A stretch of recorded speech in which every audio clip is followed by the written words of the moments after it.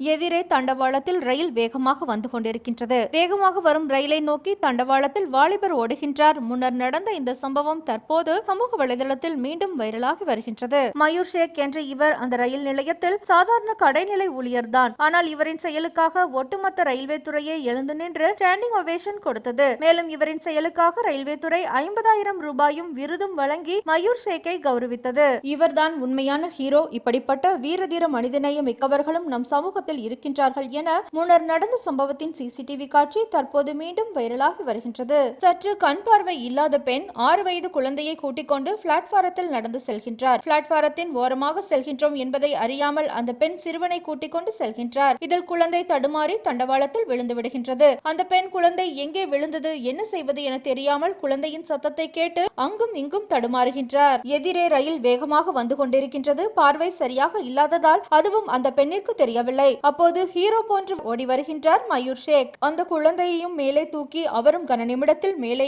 ஏறி குழந்தையின் உயிரை காப்பாற்றி அவரும் உயிர் தப்பினார். அவர் மேலே ஏறிய அடுத்த வினாடி வேகமாக வந்த ரயில் அவரை கடந்து செல்கின்றது. ஒரே நொடி அவர் தாமதம் செய்திருந்தாலும் அவரின் உயிரும் குழந்தையுடன் பறிபோயிருக்க கூடும். மின்னல் வேகத்தில் ஓடி சென்று காப்பாற்றினார். இதற்காகத்தான் இவருக்கு ஒட்டுமொத்த ரயில்வே துறையே எழுந்து நின்று ஸ்டாண்டிங் ஒவேஷன் கொடுத்து பாராட்டியது.